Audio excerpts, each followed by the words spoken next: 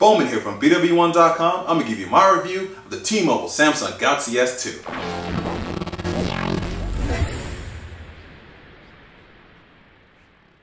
Okay, let's quickly go over the hardware again on the T-Mobile Galaxy S2. First thing you have is a Super AMOLED Plus display here at 4.52 inches. Right above that is the 2 megapixel front facing camera. Right here at the bottom is touch sensitive buttons for menu, home, back, and search. You should notice here it has sort of the rounded edges instead of sort of sharp edges here, and sort of a chrome trimming around it, which looks pretty nice. Within that chrome trimming you have your volume buttons, you have your power button there, you have your micro USB port here at the bottom. At the top you have a 3.5mm headphone jack. Here on the back you have a 8 megapixel camera with LED flash and 1080p video capture. We uploaded a test video to our website. You can definitely check that out. Pretty good quality for the camera, and definitely video and still images. Has this sort of nice soft touch back here. I'm going to take off this battery door, reveal the SIM card, micro SD card slot. There isn't a card in there, but there is 16 gigabytes of built-in storage inside of it, and 1850 milliamp hour battery. Alright, the phone comes with other standard stuff such as Bluetooth, Wi-Fi, GPS and such, but it does have a couple things that stand out from the other Galaxy S devices. One being that it does not have Samsung's 1.2 GHz Exynos processor. It actually has a 1.5 GHz dual-core Snapdragon processor instead, and that's the reason for that is because this does support HSPA Plus at 42 megabits per second from T-Mobile, so they had to switch out the processors for that. And we'll turn it on here, and it does run Android 2.3 Gingerbread with TouchWiz UI here on top of it. Pretty standard stuff you see here. I'm scrolling through the desktops like that, and you can also scroll through it this way. Pretty cool. You can also do the same thing in the app tray as well too. You can also reorganize. It does come pre-installed with Netflix, so if you want it with the Netflix application, you just kind of lay it to the side there. You can drop it on there, desktop part of the desktop if you want to. You can also add widgets as well and resize them if you want to too. Just hold down, drop the widget, you can resize it just like that. Or you can add them if you want to. We'll just hold down the desktop, hit widgets. Add anyone that you want to. We'll add the Days one here if you want to. No room for that one. Let's see if we can add the mini paper. You can add it right there. You can also resize it if you want to be a little bit longer. You can resize it up to there if you want to. Tap on it and you're pretty much set to go. You want to remove it just that easily like that. Pretty cool, real simple, great way to customize your desktop. Swipe here at the top, notification section, stuff that you guys have seen before. You have all of your quick access icons there to your connections, Wi-Fi, Bluetooth, GPS, silent mode, and auto rotation. Swipe that back up, and obviously right here is where all your notifications will show up. Pretty useful there. Okay, we'll take a look here at some of the pre-installed applications, and we'll first start off by letting you guys know that you can't uninstall any of the software on here. So pretty much what you have on here is what you have, but you do have quick and visual voicemail. The reason it's quick video chat on here because this particular version of Android on here, which I believe is 2.3.5, which we'll confirm in a second, doesn't it won't work with Google Talk. So Google Talk doesn't have the video chat within it, but they do have quick video chat app enabled on here. Also, it's also missing the video editor. You do have the photo editor application, which you can edit your photos, but they did not include the video editor, which kind of stinks that they didn't add that on here. That's always a pretty cool feature. And the photo editor, you can kind of just do what you want with it. You can crop the photo as you want to. You can add different effects. You know, I want a speed line effect for whatever reason. You can have to make selection first, maybe linear blur. You can choose what direction you want to go in, like that. You guys kind of get the idea of what you can do there. But the video editor was not added to this, which kind of stinks that they didn't add that.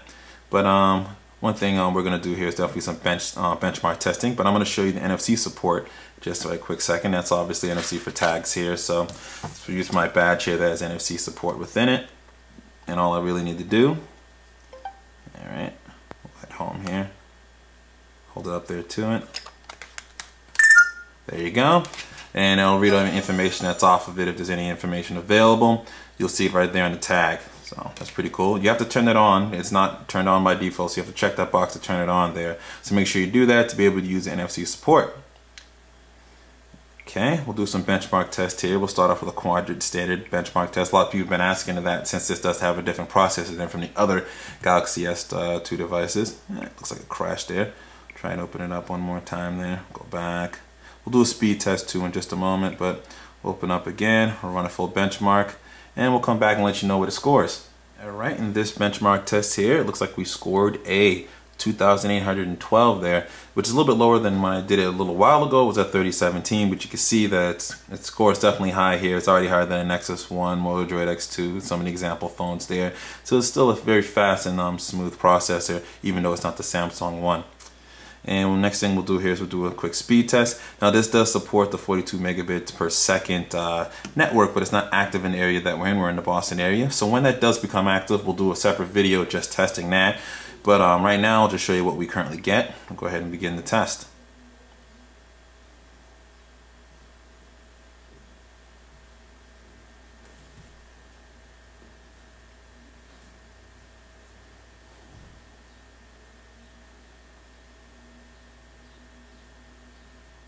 Alright, we got 11.8 megabits down. And we have about 1.71 going up. That's been pretty much the standard averages that I've been getting. As far as this, you can see I've done a few tests here. As far as the download speeds, I've gone as low as 11 all the way up to as high as about 18. So I would say it's around the 15 megabits per second going down mark if you sort of average it out, just doing quick averages in my head. And at about the 1.65, 1.7 range for upload speeds on here. But we'll definitely do a test when the 42 megabits network is available to show you guys how fast that is. Okay. Alright, and you can see Anibong Ate talking about his recent video upload of his recent review, as you can see there. And show you some of the other pre-installed applications. You have the Social Hub, which aggregates all your feeds. Seen that before. Samsung subs are available. Hit like that. You can interact with it if you want to, you know, thumbs up, like, retweet, all that type of stuff. Go back one more. We'll head over to the email application. Pretty cool there. Showed you this guys before. This is the standard view. This is if you don't use Gmail or anything like that. But if you rotate it to the side, get that nice little Outlook view. You highlight on email. You get full HTML here on this side. Nice stuff. Nice stuff here. Definitely from Samsung here. You can see that. Okay, we'll head on back here. We'll go open that up one more time. Well, another thing that we'll show you here is the Media Hub. Media Hub, pretty much you can download and rent movies. So if you want to watch TV shows like NCIS, you can go buy per episode. You can buy it for $1.99 and download it to the device or any other device that supports the Samsung Media Hub application. And you can watch it on here, or you can buy the optional HDMI adapter you can plug right here on the bottom, and you can watch right on your TV in HD as well too, but that's an optional accessory that you have to buy separately. But it's pretty cool that it's able to do that. Okay, go back within here, and I'll show you also the task manager here so you can get a cool little breakdown of how things are broken down. This is all my applications running, and it's pretty cool. You can go by each and just knock each one out if you want to. You can hit exit to exit all, see what you've downloaded. You can't remove the pre-installed software like what I said before. See the RAM, we'll clear the RAM out, memory there, the application's closed. 265 megabytes is being used out of 784 megabytes of RAM available, so a little less than the other Galaxy S2 devices. Storage, you can see how it's split up. We have about 2 gigs for system storage, that's where your apps will install. USB storage, that's where the rest of the 16 gigabytes is pretty much at, which is 11.25 gigabytes. So you got about 245 megabytes right in there now, but that's for your pictures, movies, music, videos, all that sorts of stuff. And the rest is pretty much taken up by your by the operating system here itself. And if you have SD card storage, it will show up right there. Alright, it's pretty cool. We'll show you the browser here. I know a lot of people like to see the browser, want to see a browser test, so we'll definitely load that up. And since Board at Work wanted to email us, we'll check out his website as well too. Go to Board at Work. I'm still not very good with these virtual keyboards. As you can see here, you do have swipe, and you also have the Samsung keyboard available too. Let's see, we'll do a Google search on that. Yeah, but it doesn't include the, I'll show you how that works too. We'll go to his website. Alright, while that loads up here, I'll just erase this to show you the different keyboards. You have different input methods of swipe, and you also have the Samsung keypad available too. And they work in portrait or landscape mode, whichever one you want it to do. You can see there. And you can swipe along if you want to whatever. I spent Gucci. Gucci lyrics. Little Krayshawn there. Alright, and you get the nice pinch to zoom here with the loaded page. It supports flash. Like that. You can see there, but you also get the cool, nice little feature of if you hold both your thumbs down and just move the phone, you can zoom in and zoom out this way too. Always a nice little addition to have there, as you can see. And overall, smooth browser experience. It's pretty much a stock Android browser. It does have this cool little Windows sort of animation there. And we'll go back here, we'll add another window, and you can sort of toggle between them just like this. It's nice. Works in portrait and landscape mode too. You know, you want to go here, go back, hit the window, go back over to here if we want to. All real easy stuff. Okay there, and pretty much that's pretty much it for sort of the software on here. As far as battery life is concerned, it's actually a little disappointing. It's a little bit less than I expected. I get about 9.5 to 10 hours of battery life on here, and that's definitely having the battery mode turned on here. Plus it gets a little bit warm here on the back, what I've noticed here, and I think it has to do with the Snapdragon processor instead of the Samsung Exynos processor, so I think that's taking a little bit of a hit on the battery life there.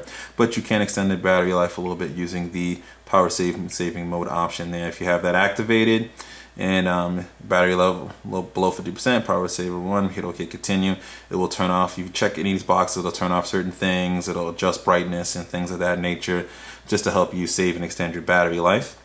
Another quick thing to show you here, not software update, but go to About Phone, show you the version of Android, which is 2.3.5, and so there's no Google Talk support available for video. We'll actually go within here, and well, I backed out of it, but when we'll open up Google Talk again, go to this page, you see there's no camera icon available because you can't video chat within here.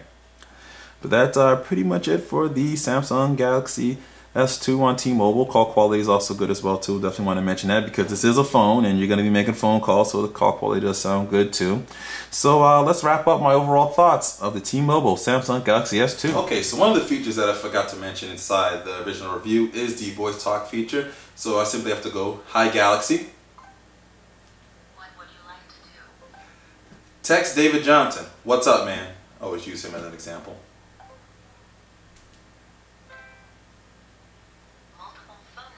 Okay, we'll use that one. Text message to David Johnson, Jr. Message, "What's up, man? How to use it? Say send, cancel, or speak your message again." Cancel. Alright, so you can do that with text messages. You can also do that with navigation, driving mode, memos, and stuff like that. So just want to show that there. Just makes the phone even more awesome. This is definitely the best Android phone on T-Mobile's network. It's better than any other phones that are on there right now. And when we get a chance to test out the 42 megabit speed, we'll definitely do a separate video for that. But that's just going to make this phone even better. A little disappointing that you can't install the preloaded software and didn't have the video editor inside of it, and you can't do the video chat with it through Google Talk, but they did that quick and stuff like that. So other than that, this is definitely the best Android phone, like I said, on T-Mobile's network. So this is BWOne here from BWOne.com, reminding you to subscribe to our YouTube page, follow us on Twitter, become a fan of our Facebook fan page. Also check out our full write-up. The link to that and all social media is in the description. And always remember to live your tech world in high definition.